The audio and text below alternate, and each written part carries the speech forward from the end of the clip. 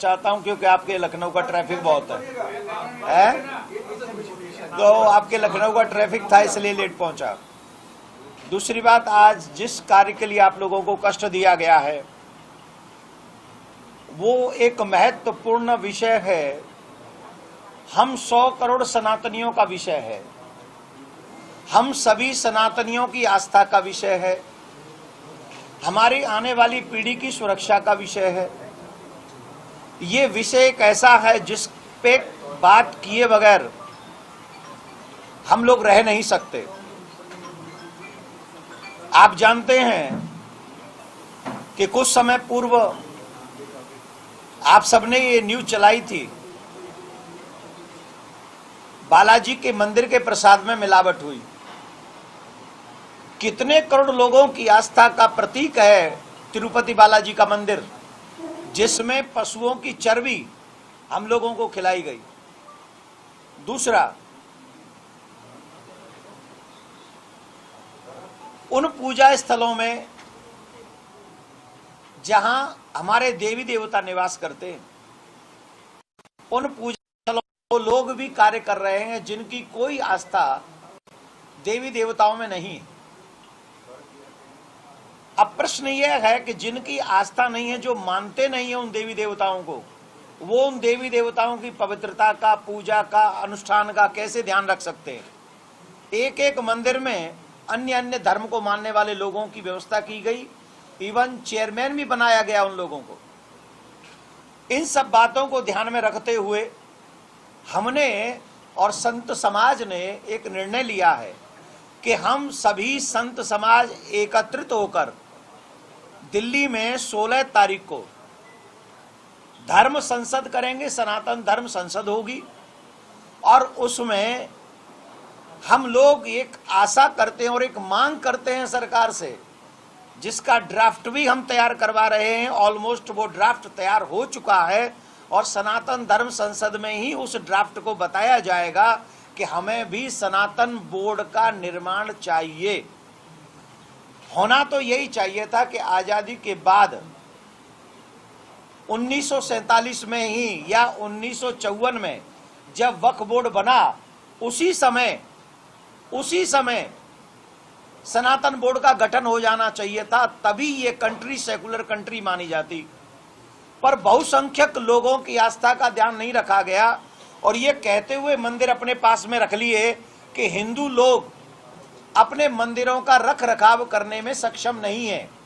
बाकी के किसी की पूजा पद्धति को, किसी भी जहां उनके लोग अपने श्रद्धा रखते उन देवालयों को, किसी को भी आप समझ लीजिए, नाम मैं नहीं ले रहा हूं किसी का, उनको उन्होंने फ्रीडम दे दिया कि तुम्हें जो करना है करो। लेकिन सिर्फ और सिर्फ मंदिरों को अपने कब्जे में रखा गया। 3 लाख करोड़ प्लस जो मंदिरों से धन आता है, उस धन का भी दुरुपयोग कुछ सरकारों ने पूर्व में किया है और हम नहीं, आप भी जानते हैं इस बातों को, इन बातों को आप भी जानते हैं। इसलिए अपने सनातन के उत्थान के लिए, अपने मंदिर व्यवस्थाओं की पवित्रता बनाए रखने के लिए, अपने बच्चों को संस्कारी बनाने के लिए, गौ माता की सेवा करने के लिए और आने वाली नेक्स्ट जनरेशन को सुरक्षित करने के लिए 16 तारीख को जो धर्म संसद होने जा रही है, उसमें हम सनातन बोर्ड की निर्माण की मांग, कृष्ण भूमि के मंदिर के निर्माण की मांग प्रमुखता से उठाने जा रहे हैं। और जिन्होंने जो सबसे बड़ी मांग हम रख रहेंगे, उसमें सबसे पहले सनातन धर्म बोर्ड का निर्माण हो, कृष्ण भूमि के मंदिर का निर्माण हो। तीसरी अहम, जिन लोगों ने बालाजी के मंदिर में मिलावट की है प्रसाद में, उन लोगों को कठोर सजा हो, जिससे हमारे जितने लोगों का धर्म भ्रष्ट किया गया है, भविष्य में ऐसा अपराध कोई दोबारा करने का साहस न कर सके। इसके लिए उन्हें भी कठोर सजा होनी चाहिए। आज हम लखनऊ में बैठे, तो लखनऊ में बैठने के बाद अब जब हम रास्ते में आ रहे थे तो हमारी कुछ संतों से चर्चा हुई। उन संतों ने कहा कि उत्तर प्रदेश में हमारे योगी जी की सरकार है, अर्थात एक संत की सरकार है, तो हम ये कहेंगे कि दिल्ली में 16 तारीख को संत संसद के बाद सबसे पहले सनातन बोर्ड का निर्माण और गठन अगर उत्तर प्रदेश की सरकार श्री योगी सरकार करती है तो ये हम सब संतों के लिए और सनातन के लिए एक अहम कदम होगा।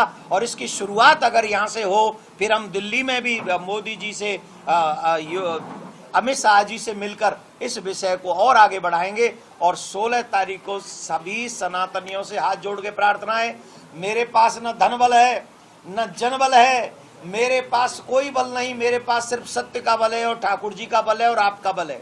आप जितनी बड़ी संख्या में दिल्ली में पहुंचेंगे, मुझे लगता है उतने ही बड़े पैमाने पर सरकार हमारी बात को सुनेगी और सनातन बोर्ड का निर्माण होगा। अभी मेरे पास में कुछ मांगे आई हैं, महाराष्ट्र में कुछ संगठनों ने मांग की हैं कि नहीं की हैं, आप लोगों के पास भी खबर होंगी। वो उन्होंने विपक्षियों से कहा है, विपक्षी मतलब जो वहां अभी सरकार में नहीं है, उन लोगों से कहा है, कुछ मांगे रखी, उनमें से कुछ मांग बता देता हूं कि आप जम के बिल वक्फ बोर्ड का जो बिल आ रहा है उसका विरोध करिए, नौकरियों में 10% आरक्षण दिलवाइए, और सबसे बड़ी बात है 1000 करोड़ रुपए हमको देने का वादा करिए। ये कुछ मांगे रखी है जो प्रमुख बता रहा हूं। उसमें से एक और है कि जितनी भी मस्जिद में मौलवी हैं उनको 15,000 रुपए देने की आप घोषणा कीजिए, तो हम आपको समर्थन करेंगे। अब हमें इनकी मांगों से कोई ऐतराज नहीं, हमको कोई ऐतराज नहीं है, सबको अपनी अपनी मांग रखने का अधिकार है। पर जितने भी पक्ष और विपक्ष के नेता हैं उन सब से भी एक आग्रह हम लोग करना चाहेंगे कि ऐसे कब तक हम अपने देश के छवि को और भविष्य को दांव पर लगाते रहेंगे। अगर सेकुलर कंट्री है तो सबके लिए समान अधिकार होने चाहिए। अगर मौलवी जी को आप 15,000 दे रहे हैं तो मंदिर के हर पुजारी को भी 15,000 की घोषणा आपकी सरकार को करनी चाहिए। अगर आप मदरसों के लिए स्पेशल ला रहे हैं कोई योजना, तो आपको गुरुकुलम के लिए भी योजना लानी चाहिए। इन्हीं सब बातों का ध्यान रखकर हम सनातन बोर्ड के निर्माण की मांग सरकार से करने आए हैं। और आप मीडिया वालों से निवेदन है, हमें मालूम है आप सब सेकुलर है, लेकिन कहीं ना कहीं आप सब भी सनातनी हैं, आप सबसे भी हमारी बात है। अगर हम जायज बात कर रहे हैं तो आप हमारी बात को पहुंचाइए, अगर हम नाजायज बात कर रहे हैं तो हमारी बात को मत पहुंचाइए। अगर हम नाजायज बात करें तो आप हमारा विरोध करिए, लेकिन हम अगर जायज बात कर रहे हैं तो आप हमारे पास में नहीं है कोई व्यवस्था जिससे हम आप लोगों तक पहुंच सकें, लेकिन आपके पास में है व्यवस्था जिससे आप जन जन तक हमारे सत्य को पहुंचा सकते हैं कि सनातनियों ने बहुत सहा है आजादी के बाद। जितना सनातनियों ने सहा है शायद ही किसी ने सहा हो इस देश में। और कितना चाहते हो कि हम लोग और सहें? अब इससे ज्यादा सहा नहीं जाता है। हमने अपनी बहन बेटियों के टुकड़े होते हुए देखे इस देश में, हमने मंदिर के प्रसाद में मिलावट होती हुई देखी इस देश में। हम लोग आज भी कृष्ण भूमि के लिए न्यायिक प्रतीक्षा कर रहे हैं कि हमारे ठाकुर जी जामा मस्जिद की सीढ़ियों में है, औरंगजेब के सलाहकारों के मुताबिक, उनकी किताबों के मुताबिक, मेरे मुताबिक नहीं। और आज भी मैं अपने भगवान का अपमान सह रहा हूं सिर्फ इसलिए कि मैं संविधान पर विश्वास करता हूं। अगर मेरा विश्वास संविधान पे है तो संविधान की भी यह जिम्मेदारी बनती है कि वो मेरे साथ न्याय करे। 100 करोड़ लोगों के साथ अन्याय नहीं करना चाहिए। भगवान श्री कृष्ण में सिर्फ सनातनियों का ही विश्वास नहीं है, देश विदेश में सभी लोग भगवान श्री कृष्ण से प्रेम करते हैं। नहीं तो चल के देखो वृंदावन में कार्तिक मास में कितने विदेशी परिक्रमा कर रहे हैं। तो आप सबके माध्यम से हम यही निवेदन करना चाहते हैं, सनातन बोर्ड का निर्माण हो, कृष्ण भूमि का निर्माण हो, और आने वाले समय में मेरी नेक्स्ट जनरेशन सुरक्षित हो, संस्कारी हो। इसके लिए मुझे आप सब मीडिया बंधुओं का भी सहयोग चाहिए। आप लोग अगर मेरी बात को अपने चैनलों के माध्यम से देश में पहुंचा देंगे तो मुझे लगता है कि मेरी बात सनातनी सुनेंगे, समझेंगे, सरकार सुनेगी, समझेगी। मेरा कोई पर्सनल स्वार्थ नहीं है। मैं फिर कह रहा हूं कि मेरा कोई पर्सनल स्वार्थ नहीं है। मेरा एक ही स्वार्थ है, मेरा देश सुरक्षित रहे, मेरा धर्म सुरक्षित रहे और मेरी आने वाली पीढ़ी सुरक्षित रहे, एकमात्र यही उद्देश्य है। और आओ हम सबको मिलकर इस बात को आगे बढ़ाना चाहिए। यही मेरी बात थी जिसके लिए आपको कष्ट दिया। बहुत बहुत धन्यवाद कि आपने मुझे इतना समय दिया। सवाल ये है कि आपने एक एक करके प्रश्न करें। अभी मेरी आवाज नहीं, आपकी आवाज नहीं आ रही। सवाल ये है कि अगवा को लेकर मल्लिकार्जुन खड़गे का एक बड़ा बयान सामने आया है। उन्होंने सीएम योगी का नाम तो नहीं लिया, लेकिन उन्होंने कहा है कि अगर आपको राजनीति करनी है तो सफेद कपड़ा पहनकर आइए, अगवा पहनकर से पूजा पाठ किया जा सकता है। क्या कहेंगे? देखिए, मैं ऐसा मानता हूं, राजनीति बिनु धन बिनु धर्मा हरि ही समर्पेउ बिनु सत्कर्मा। जो लोग ये समझते हैं कि धर्माचार्य राजनीति नहीं कर सकते या मनाही है, वो गलत है। ये गलत है। आप भारत के इतिहास को नहीं जानते। जो लोग भारत के इतिहास को जानते हैं उन्हें पता है जितने भी बड़े बड़े राजा हुए हैं उनकी सदन में प्रत्येक संत महात्माओं ने ही उस सदन का संचालन किया है।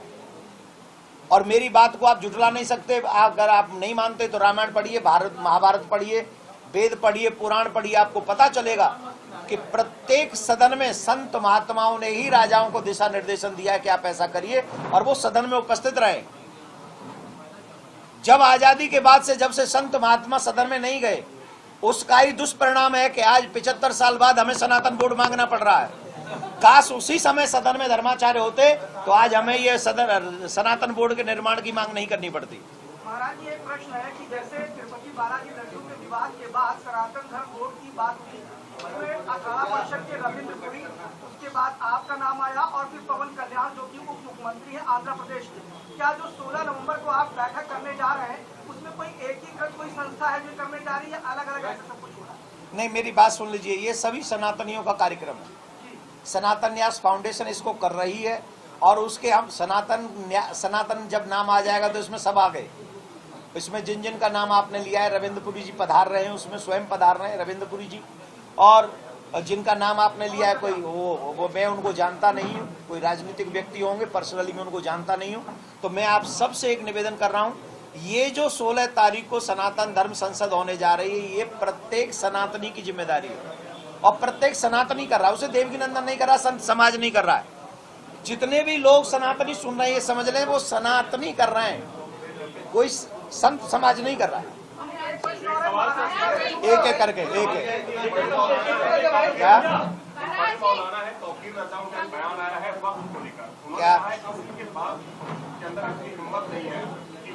जमीनों पर कब्जा कर सके और इसके लिए हम मुसलमानों से अपील करते हैं कि वे दिल्ली का घेराव करने चले हमारे साथ। देखिए, यही डर है मेरे मन में। ये जो आप संदेश दे रहे हैं ना, काफी लोग कह रहे हैं कि धर्माचार्य क्यों बोल रहे हैं, मेरे मन में यही डर है। इस डर को आप समझिए, जो कह रहे हैं ना कि दिल्ली को घेर लो, 24 को जाएंगे, उसके बाद 15 दिन बाद आएंगे और उसके बाद क्या होगा वो फिर दिल्ली सरकार जाने। यही बयान है ना, यही बयान है ना। तो उन लोगों की तो योजना है, आज नहीं तो कल वो दिल्ली को घेरेंगे। अब प्लान ये करना है कि हमें क्या करना है, हमें दिल्ली को घिरने देना है, दिल्ली को जाने देना है या दिल्ली को बचाना है। यही प्लान हमारा है। हम सभी सनातनियों से कह रहे हैं, आप सोचिए, सरकारों से कह रहे हैं, सोचिए, जो दिल्ली को पब्लिक दिखाकर या दिल्ली को सड़कों पे जाम लगा कर कह रहे हैं कि हम रोक लेंगे, तो ये आज नहीं करेंगे तो कल करेंगे। तो इस पे तो हम लोगों को एकजुट होके इसका विरोध करना चाहिए और ऐसे लोग जो देश के खिलाफ बातें करते हैं उनको तुरंत जेल में डालना चाहिए।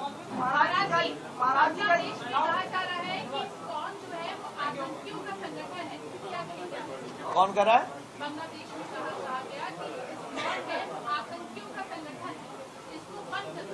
अब बताइए, चोर को पूछेंगे आपने चोरी की है तो वो क्या कहेगा?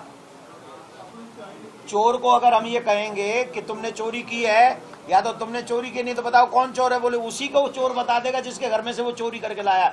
यही बांग्लादेश में हो रहा है। बांग्लादेश में आप सबने देखा होगा, हमारी बहन बेटियों के पैरों में रस्सी बांधकर उन्हें सड़क पे खींचा गया। क्या आप लोगों ने नहीं देखा?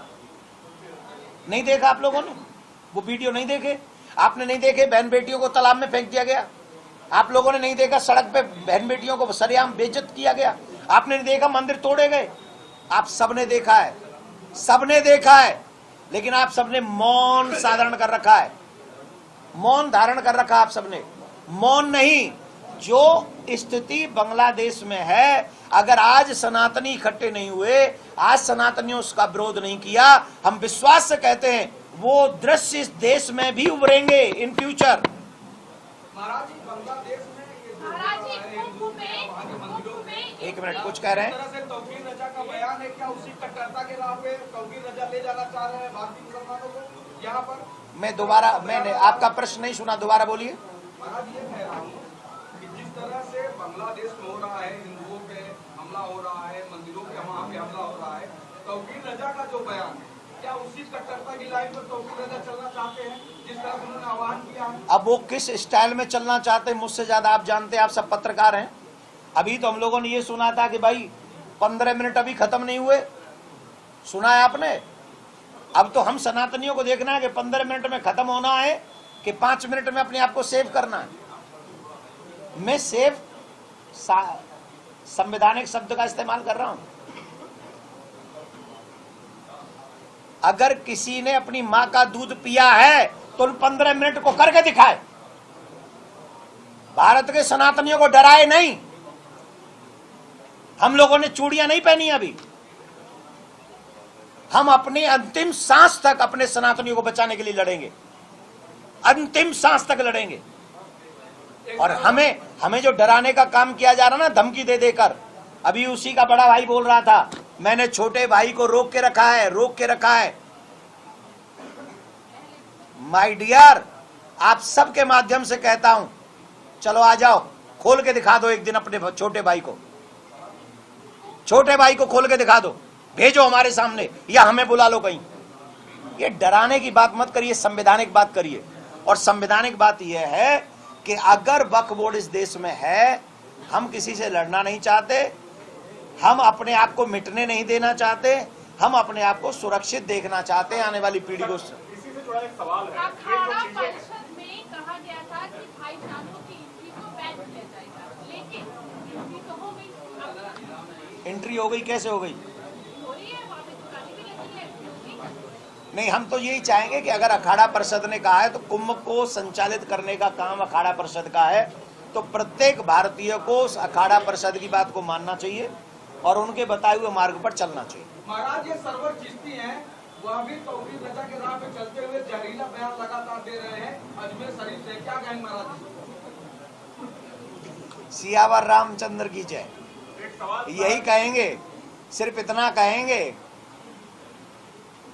कुछ बादल गरजते हैं और कुछ बादल गरजते नहीं हैं, तो गरजना बंद करिए, शास्त्रीय संवैधानिक बातें करिए।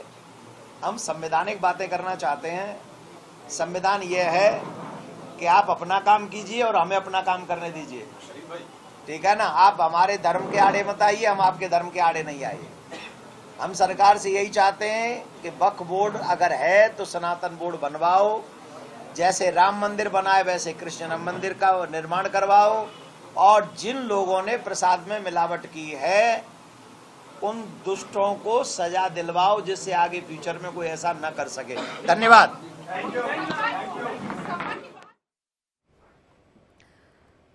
तो लखनऊ से आप कथा